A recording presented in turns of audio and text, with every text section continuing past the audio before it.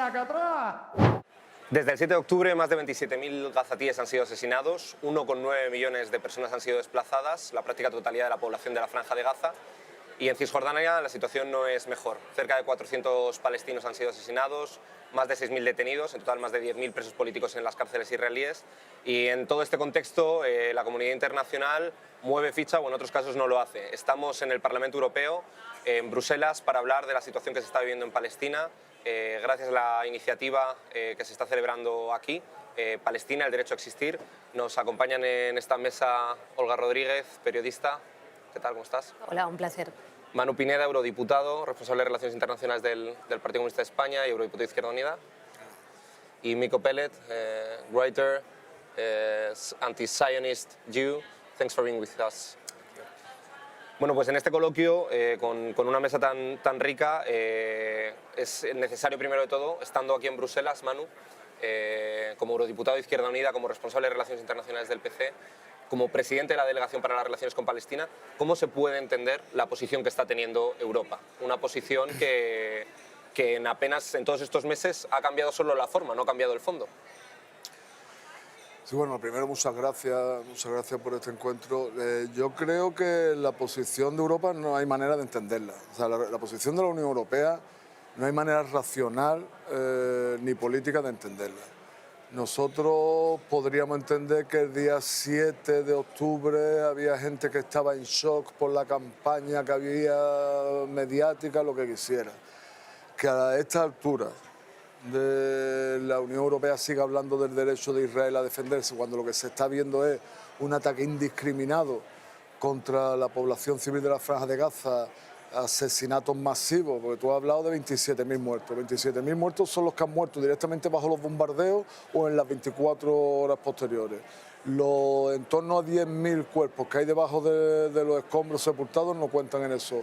Las personas que están muriendo por hambre, por sed, por frío, por beber, por tener que beber con agua de las cloacas porque Israel no permite el acceso a eso, eso no hay quien pueda decir que eso es derecho a defenderse. O sea, la Unión Europea está teniendo una complicidad activa con el genocidio. Bien porque históricamente ha carecido de política exterior propia, sino que una política exterior subordinada a los dictados de Washington, o bien por ese complejo de culpa que tienen y que nunca será bastante, por haber asesinado hace 80 años a 6 millones de judíos. Pero lo que no podemos permitir en ningún caso que los palestinos paguen por los crímenes que cometió la Alemania nazi y su aliado. Lo que no podemos es permitir que Netanyahu se erija en portavoz de todos los judíos del mundo, cuando están los judíos manifestándose abiertamente contra lo que está haciendo Netanyahu. Lo que no podemos es permitir que Europa fuera responsable de un holocausto y ahora esté siendo cómplice de otro. Dentro de lo que decía Manu, el 7 de octubre, y a partir de ahí hemos visto una campaña muy grande que puede que a mucha gente le haya llevado a tener dudas o abiertamente tener una posición distinta a la que estamos expresando hoy aquí. Olga, tú eres periodista, hay en todo conflicto una dimensión siempre informativa. ¿Cómo se están contando lo que está ocurriendo en Gaza? Y en tu experiencia, ¿dirías que los medios occidentales tienen responsabilidad en lo que está ocurriendo? Bueno, vemos que hay una tendencia general a la defensa de los bombardeos israelíes indiscriminados por parte de demasiados medios de comunicación occidentales. Sin duda se hace buen periodismo también, pero esa es la tendencia. Hay un gran desconocimiento también de lo que ocurre. Es decir, esto no empezó el 7 de octubre con los atentados de Hamás, esto lleva décadas ocurriendo a través de una ocupación ilegal que viola la ley internacional y las resoluciones de Naciones Unidas y que consiste en la transferencia de población del Estado ocupante al territorio ocupado. Y eso es un crimen de guerra según la ley internacional.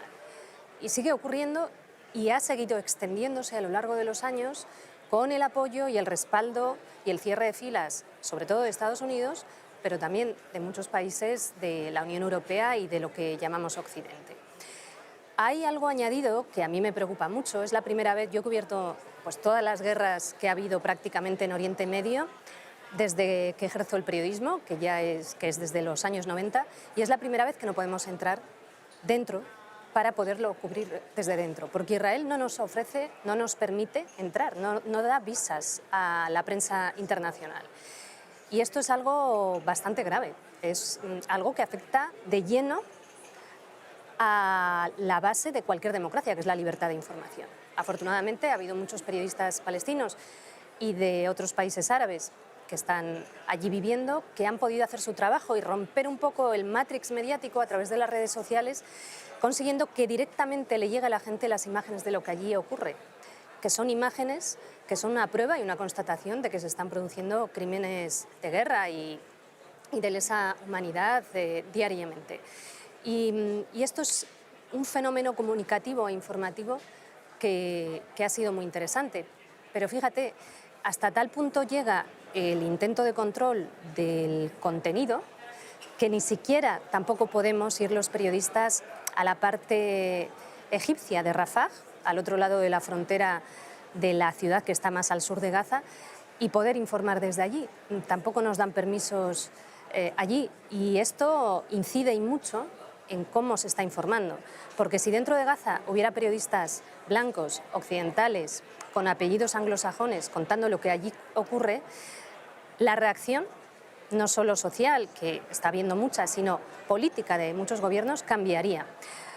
Una de las cuestiones por las que Israel no quiere hacer eso es porque sus ataques son indiscriminados. Y saben que si hay periodistas occidentales muertos, probablemente, es altamente probable, que hubiera víctimas entre esos periodistas occidentales, víctimas mortales, lo cual añadiría una razón más de presión a Israel en estos momentos en los que está llevando a cabo un castigo colectivo y una auténtica masacre. Miko, thanks for being with us. Your grandfather was one of the founders of the Israeli state. You are an activist, a Jew anti-Zionist. What's the process you have in your own family, and why now you are defending the Palestinian cause with such a strength? Well, thank you for having me again. So like you said, I come from a family that has not just my grandfather, but other members of my family held important positions in creating the state of Israel and then operating and running it for the first few decades. My father was a general, and there were others. And so growing up, the most important thing I always heard was the state. The state. How do you contribute to the state? Anyone who has any background from a fascist regimes, I think, can relate to this. The idea that the state is the most important thing. And so that's it's a Zionist upbringing, Zionist indoctrination, but even more so because the people around in the dinner table at my family, at family gatherings, these were the people, And so that's a very powerful indoctrination. But eventually we grow up, and when we grow up, we need to take a bigger view of the world, the bigger view of the world we live in. And so I embarked on what, I have a book called The General Son, and the subtitle is Journey of an Israeli in Palestine. I embarked on a journey of an Israeli into Palestine, which is a very small journey geographically, but to take the journey from the sphere of the privileged colonizer into the sphere of the colonized, of the other, which we know are dangerous, and we know they're dirty, and we know that they are all the different bad, things we say about the other. That was the biggest turning point for me, to take that journey and to understand that there's a whole other side, a whole other story, and then to come to terms with the fact that that other story is actually the truth, and the story, the entire indoctrination that I went through is founded on lies. So that was the process that I went through, and then once I went through the process, and once I realized that the story I was taught was a lie, and it is used to justify, and I mean the story it's the Zionist narrative, which is widely accepted and widely known, around, particularly in the West.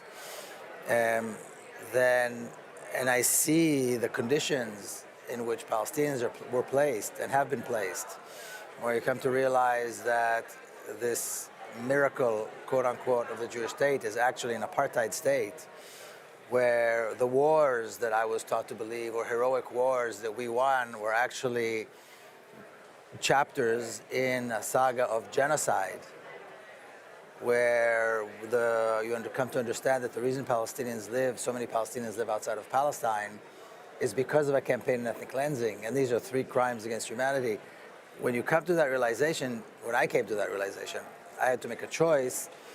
Do I stay loyal to the indoctrination, the Zionist indoctrination, or do I believe in something else? Because if you believe in humanity, and if you believe in justice, and you believe in democracy and human rights and so on, you cannot be a Zionist. You cannot support Zionists, and you cannot support Israel, because Israel and Zionism are a travesty. You know, they are violations. The existence of Israel, the Zionist ideology, are a violation of human rights, are a violation of international law, are a violation of any sense of morality. So when I came to that point, I made this choice, and I made the choice to reject it, but also to use the voice that I have because of my background. People listen, and so to use this voice as much as I could in order to reveal what is happening in Palestine, and support my Palestinian sisters and brothers any way that I can. And your example is important because, in your case, as a Jew, as a son of Israeli general and so on, how can we understand the behavior of Israeli society? Because we can say that the perception of most of the Israeli society is supporting in a great part what's going on Gaza. Well, Israeli society supported the genocide from day one. They supported the ethnic cleansing of 1948. They supported the apartheid regime that was established after 1948. In other words, Israelis have supported all of it from the very beginning, so there's no surprise they're supporting it now. You know, Israelis vote in very high numbers, and so you see the Israeli parliament, the Knesset, you see the Israeli government, they represent the will of the people. They represent the opinions of the people. But again, this is only one chapter in a long story, a long saga of genocide and ethnic cleansing and apartheid, which Israeli society supported from the very beginning, without reservation almost, for 75 years. So of course Israeli society supports this now. They've always supported it. There's no difference really. And the indoctrination to Zionism is an indoctrination to racism. It's an indoctrination to hatred. It's an indoctrination to look at Arabs as less than human beings, and that don't deserve the rights and the privileges that we do. So of course they support it. And there's also instrumentalization of religion, no? Of how they use the Jews as a way to justify their crimes. And there are a huge number of Jews that are getting part of several mobilizations all around the world. In your experience, that's also important, no? That's a kind of symbol of Israeli propaganda. Jews are part of almost a sacred wars against Palestinians. Yes, and so what the Zionists did is they invented this idea that being Jewish is not being part of a religion, but being Jewish is somehow a nation. And Zionism is the national movement of Jews, which of course is completely false. And, you know, I would say the majority of Jews have always rejected this notion, and they still do. And so they use that not so much as a religion, but as a nationality. And they say, well, we represent Jews around the world, and we're doing this to protect Jews and so on. And you have to ask the question, how do you think you can do you really think anybody believes that you can protect Jewish people around the world, and even the Jewish people who have come to colonize and exist within Palestine, within historic Palestine, by establishing what can only be described as a racist, almost fascist, militant state, and colonizing other people and oppressing them? Does that even make sense? If we want to, and this is, you know, I talk to many Jewish people who are anti-Zionist, who are actually survivors of the Holocaust, whose parents were survivors of the Holocaust, whose grandparents were, or died in the Holocaust, and they all say the same thing: this notion that this militant state, this militant society, these are crimes against humanity can be somehow excused because they protect Jews. If you want to protect people, you need tolerance.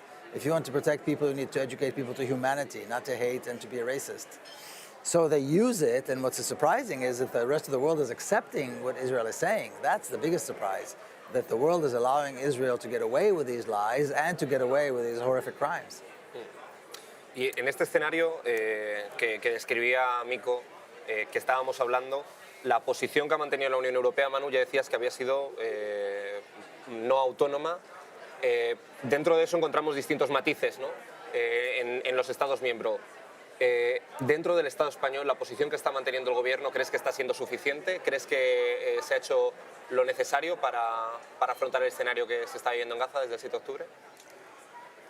Digo, en primer lugar, para concretar lo de la Unión Europea, yo es que creo que no esté siendo autónoma, es que está siendo en la práctica colaboradora de un genocidio. Y colaboradora no porque a nosotros nos gusten la hipérbole, es que después del dictamen de la Corte Internacional de Justicia, donde se reconoce tácitamente la comisión de un genocidio por parte del régimen israelí sobre la población palestina en la Franja de Gaza, y se le imponen una serie de medidas cautelares, la Unión Europea no solo no toma ninguna medida para hacer cumplir esas medidas cautelares, no le impone a Israel ninguna presión para que cumpla con esas medidas cautelares, sino que da por buena, de forma infame en mi opinión, da por buena una denuncia sin ningún tipo de pruebas, sin ningún tipo de investigación por parte de Israel, una denuncia de que hay 12 trabajadores, de los más de 10.000 trabajadores y trabajadoras que tiene la UNRWA, Israel decide que hay 12 que han colaborado con Hamas en la acción del 7 de octubre. Y en base a eso impone sanciones a Hamas que secundan.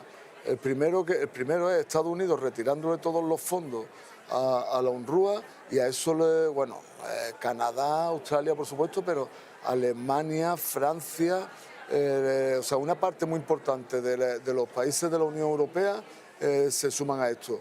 O sea, van actuando en la medida contraria. Una de las medidas que se le impone a Israel es la de garantizar que llega la ayuda humanitaria, y la Unión Europea lo que hace es cortarle los fondos, no la Unión Europea como entramado, sino la mayoría de los países miembros de la Unión Europea le cortan los fondos a la Agencia de la ONU para los Refugiados Palestinos, que es la única que está pudiendo distribuir o hacer llegar la escasísima ayuda humanitaria que llega. O sea, están poniéndose de forma activa, no ya pasiva, no ya por dejación, sino de forma activa, se están poniendo del lado del genocida. O sea, es terrible. Me pregunta por el papel de España. Yo creo que no es suficiente. O sea, en mi opinión, es absolutamente insuficiente. Es verdad que al final, si lo comparas con lo que está haciendo Alemania, lo que hace otro país, pues puede parecer que es que no hemos puesto del lado correcto. Yo creo que hay algunos gestos, más allá de las declaraciones, que siempre son susceptibles de ser valoradas en un sentido o en otro. Creo que España tenía ya que haber cortado relaciones de todo tipo con Israel, relaciones diplomáticas, económicas, financieras y sobre todo en el campo de la colaboración y la cooperación militar. Tendría que haber decretado un embargo en la compra y venta de armas. Venderle armas a Israel es enviarle armas para que la utilice contra la población civil. Pero España le vende pocas armas a Israel. Lo que hace es comprarle armas. Comprarle unas armas que vienen con el sello de Tested in Combat. Es decir, estas armas las hemos probado sobre los civiles de Gaza, de esa franja que hemos convertido en un laboratorio de pruebas armamentísticas, y funcionan perfectamente, matan muy bien a los niños. Y nosotros le compramos armas. Nosotros tenemos que exigirle al gobierno español que decrete inmediatamente un embargo en la compra y venta de armas. Tenemos que exigir que tenga la iniciativa aquí en la Unión Europea de impulsar la suspensión del acuerdo de asociación con Israel. Un acuerdo que en su capítulo segundo dice que está basado en el respeto a los derechos humanos por ambas partes. Parece poco cuestionable que Israel no está respetando los derechos humanos del pueblo palestino. Tenemos que excluir a Israel de todos los programas financiados por la Unión Europea. Programas como el Erasmus y otros que conoce mucha gente, pero hay otros programas que no conoce todo el mundo. Un programa que se llama Horizon Plus, que está sirviendo, entre otras cosas, para con nuestro dinero, con nuestros impuestos, financiar a 2 empresas que fabrican los drones con los que se asesina a la población palestina en la Franja de Gaza. Y tenemos, por supuesto, que sumarnos, como España. Teníamos que haber tomado la iniciativa, en mi opinión, pero ya que no la hemos tomado, tendríamos que sumarnos a iniciativas que han tenido otros países que han actuado de un modo mucho más digno. La iniciativa de Sudáfrica ante la Corte Internacional de Justicia y la iniciativa de Colombia, Argelia y otros países ante la Corte Penal Internacional. En una, para que se juzgue a la entidad israelí, y en la otra para que se juzgue a los responsables. España tenía que estar andando ese camino. Es verdad que, y ahí tengo que decir, que hay una minoría dentro del gobierno que sí rema a favor de las medidas correctas y que ha conseguido algunos avances respecto a lo que se está haciendo en otros gobiernos. Hemos conseguido de entrada que España sea uno de los pocos países de la Unión Europea que no haya suspendido la ayuda a la UNRWA. Bueno, está bien. Hemos conseguido, ayer vi que se envían, no nos personamos ante la Corte Penal Internacional, pero sí dotamos hacemos una donación a la Corte Penal Internacional para que puedan llevar a cabo las investigaciones necesarias. Está bien, creo que es el camino correcto. No hemos enviado hasta ahora, a pesar de 3 intentos, manifiestos públicos de Estados Unidos y del anuncio por parte de la parte mayoritaria del gobierno de que se iba a hacer, hemos conseguido parar de momento que España se sume a la coalición internacional impulsada por Estados Unidos para bombardear a Yemen defendiendo los intereses comerciales de Israel. Bueno, creo que ese es el camino, pero no tenemos que morir de autocomplacencia. Tenemos que seguir exigiendo a nuestro gobierno que se ponga del lado correcto de la historia, que más allá de las declaraciones pase a las acciones, porque las declaraciones obviamente, bueno, siempre es mejor hacer una declaración en el sentido correcto que hacerla en el sentido incorrecto, pero no son suficientes. Israel no está excusando esas declaraciones, no está excusando ningún llamamiento, y nosotros lo que le pedimos a nuestro gobierno, sobre todo a la parte mayoritaria de nuestro gobierno, es que excuse la voz de la calle. En la calle están manifestándose la gente pidiendo todas estas cosas que digo, un alto el fuego inmediato. Es necesario que nuestro gobierno, hasta ahora no lo ha hecho, lo han hecho la parte minoritaria del gobierno, pero el gobierno como tal todavía no es un llamamiento a un alto el fuego inmediato e incondicional y permanente, no una pausa humanitaria para mover escombros. Es necesario que llamemos a las cosas por su nombre y digamos que allí se está cometiendo un genocidio y pedirle al responsable de ese genocidio que lo pare inmediatamente. Hablabas en varias intervenciones de un divorcio entre la sociedad y los gobiernos. ¿Tú crees que eso también está ocurriendo en España, que no se está sabiendo dar una respuesta a la movilización que está habiendo? No tengo ninguna duda. Yo digo, no nos excusan, es un eufemismo, claro que nos excusan, perfectamente nos excusan. El señor Sánchez y el señor Álvarez saben perfectamente qué es lo que está demandando la calle. Lo que pasa es que ellos al final hacen balance. ¿Qué me supone a mí romper con Israel? Me supone las presiones de Estados Unidos, me supone ponerme del lado de los que nos mandan. O sea, ¿qué me supone? Me supone una serie de problemas. Tenemos que hacer con las movilizaciones en la calle que les supongan más problemas el no ponerse en el lado correcto. Tenemos que obligar a España no mirar, no hacer balance de qué le va a suponer más rédito a otro. Tenemos que hacerle que se ponga del lado correcto.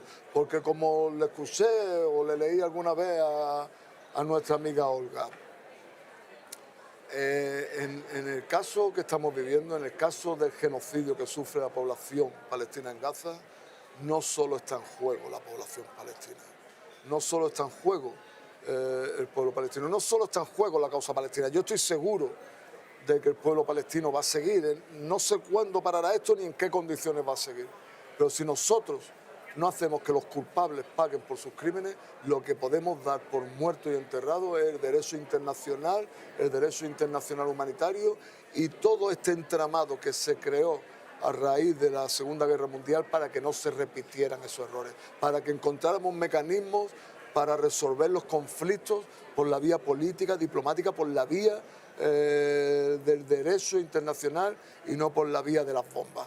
Aquí tenemos que hacer que tenga razón el que esté avalado por el derecho internacional y no que tenga razón el que tenga las bombas más gordas o el que tenga más bombas o sean más mortíferas las bombas. Ese es el debate que tenemos ahora mismo. O sea, ahora mismo defender a la causa palestina no es una cuestión de religión entre judíos y musulmanes, ni entre cristianos, ni no sé qué. Yo soy ateo, no tengo nada que ver con ninguna guerra de religión.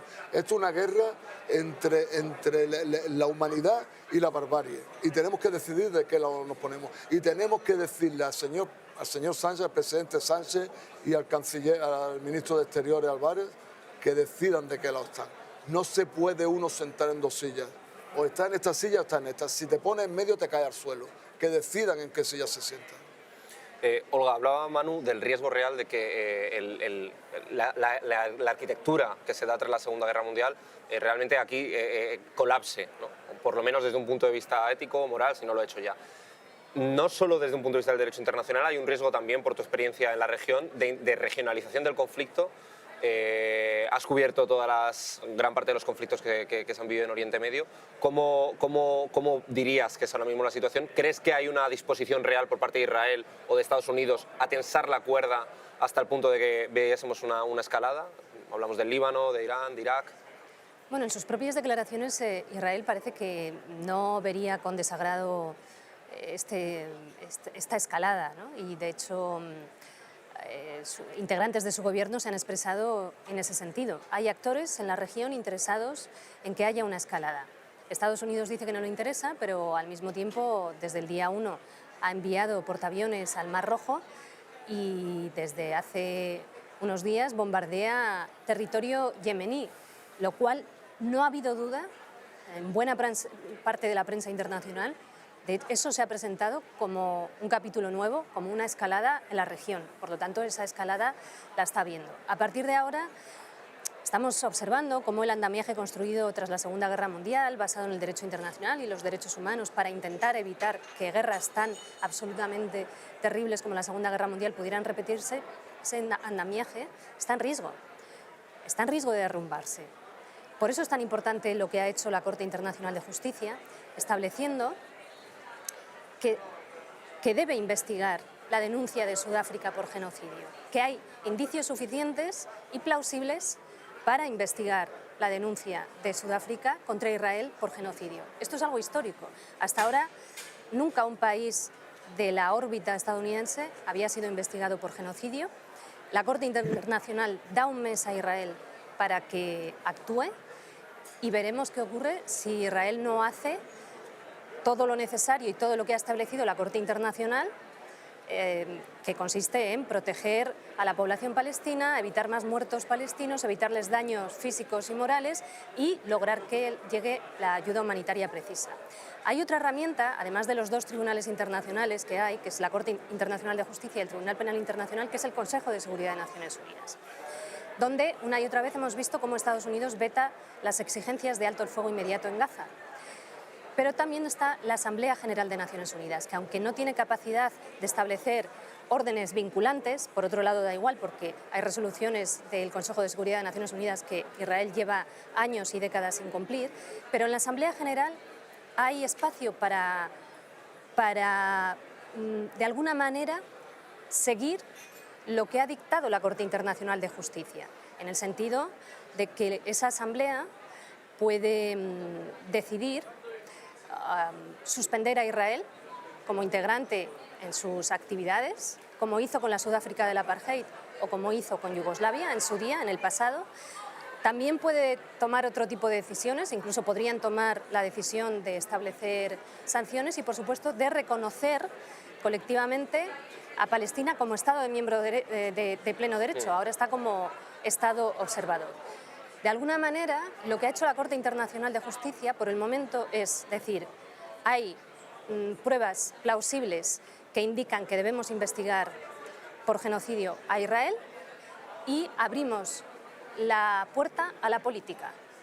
A partir de este momento, los estados, los gobiernos del mundo tienen la posibilidad de, guiándose por el fallo provisional de la Corte, poder actuar en consecuencia. Si eso no se hace, este andamiaje del que hablábamos, basado en el derecho internacional y los derechos humanos, se derrumba por completo y es la ley de la selva. Por eso hay tanto en juego. Hoy son los palestinos, mañana podemos ser nosotros. Ya no hay ninguna línea roja. Estábamos en el ámbito de la hipocresía, por supuesto, porque siempre habíamos sabido que había un doble rasero, ¿no? Se juzgaba a criminales africanos, pero no a los del primer mundo. Pero a partir de este momento ya es el cinismo, porque se está planteando abiertamente, a través de declaraciones públicas, gobernantes del primer mundo están defendiendo y cerrando filas una y otra vez con Israel, a pesar de que la masacre está llegando a un punto absolutamente insoportable. Y en este escenario, ya para concluir, porque no tenemos más tiempo, esto es un debate de horas, hemos hablado de ese riesgo de regionalización, de ese riesgo que se está viviendo para el derecho internacional. ¿Qué mensaje se puede lanzar a la gente que nos esté viendo, a la gente que simpatiza con la causa palestina, que está viéndolo por información? Os pediría a los tres un mensaje breve de 30, de 40 segundos. Miko, in your opinion, a final message, short, in 30, 40 seconds. What message would you give to the people who is watching this and that is supporting Palestine, or just want more information? What do you think is the role that we should be having right now? Well, I think the issue of Palestine is going to define all of us. Everybody who's alive today will be defined by their stance on Palestine. Just like in previous generations, there were other issues, apartheid, human rights, and so on, throughout the generations. And I think it's important to keep in mind that this particular chapter in the genocide of the Palestinian people was predictable and could have been prevented. And every human being on earth that did not act to prevent it now has to dedicate themselves to prevent the next one, because we know the next one is coming. These are not individual acts. This is part of a long chain, a campaign of genocide. So we must pressure our governments to stop, end relations with Israel, impose severe sanctions immediately on the state of Israel, and do everything we can to dismantle the apartheid state so that a free democratic Palestine can emerge in its place. Olga, mensaje para la gente que nos esté viendo. Hemos visto cómo desde el primer día sabíamos que cuando Israel habla del derecho a defenderse, habla de violar la ley internacional y los derechos humanos de los palestinos, y era imaginable, lamentablemente, una masacre de estas características, y que está ocurriendo con el aplauso, con el apoyo o con el silencio de buena parte de la comunidad internacional. Yo creo que debemos preguntarnos qué le vamos a decir a nuestros hijos cuando nos pregunten ¿y tú dónde estabas y qué hiciste para evitarlo? Creo que hay mucha gente en nuestras sociedades que lo entiende y que lo ha entendido desde el primer día, y lo que tenemos que hacer es obligar a nuestros gobernantes que lo entiendan, y que entiendan que no solo los países grandes pueden condicionar las dinámicas del orden mundial, que los países pequeños o medianos, como Sudáfrica, también pueden jugar un papel, y tienen que hacer lo posible para evitar que una y otra vez haya imposiciones en contra de la ley internacional. Hay algo que ningún jurista experto en derecho internacional va a negar, que es que hay crímenes de guerra cometidos desde hace mucho tiempo por Israel a través de la ocupación ilegal, de ese traspaso de población del Estado ocupante al territorio ocupado. Todo esto requiere de forma inmediata herramientas que obliguen a pararlo. Las palabras no valen. La historia, las décadas nos demuestran que con las palabras se las lleva el viento. Llevamos mucho tiempo escuchando a líderes internacionales hablando y luego actuando en sentido contrario, permitiendo que Israel pueda seguir comprando tiempo. Estamos en un capítulo que va a condicionar las dinámicas del resto del siglo.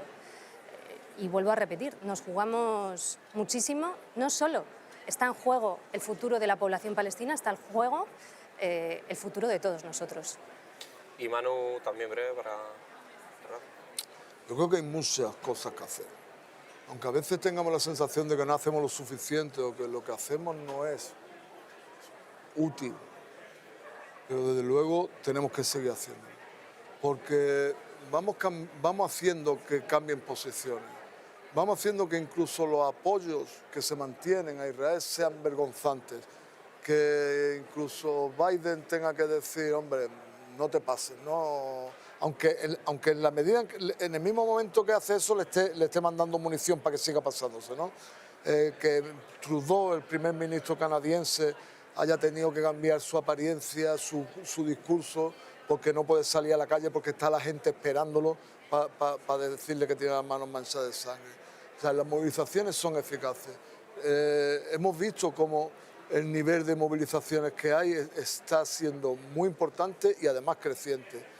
Tuvimos recientemente, el día 20, una jornada, digo, aquí desde España puedo hablar, de los demás sitios también, pero en España tuvimos una jornada de movilización estatal descentralizada en 91 ciudades del Estado español en el que se movilizaron cientos de miles de personas. Se han convocado otra movilización similar, la continuación de esta, para el próximo día 25, convocada por la Red Estatal de Solidaridad contra la Ocupación Palestina. O sea, la coordinadora donde estamos todas las organizaciones que apoyamos la causa palestina.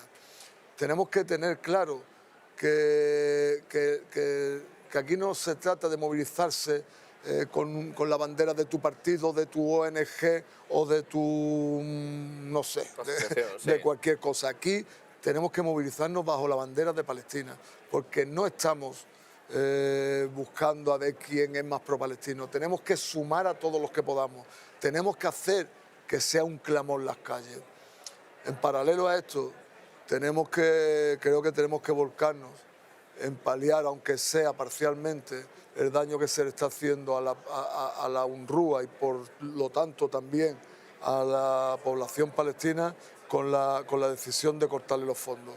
Hacer un llamamiento a todos los que tengan capacidad para hacer modificar esa decisión, pero también hacer un llamamiento que cada uno en base a sus posibilidades hagan donaciones, cualquier organización, que se vayan haciendo actividades para poder ayudar a la UNRWA que mantenga una actividad cuyo fin, si no conseguimos mantener la actividad de la UNRWA allí, van a morir más gente de hambre, de sed, de frío, de falta de tratamiento médico para sus enfermedades, para las epidemias que se están ya generando en la Franja de Gaza, por el bloqueo que por las bombas. Y por las bombas están muriendo muchísimos, están asesinando a infinidad de personas, pues son más los que van a morir por los otros motivos. Y creo, por supuesto, que tenemos que intensificar nuestra participación activa en el movimiento BDS, en el movimiento de boicot, desinversiones y sanciones a Israel.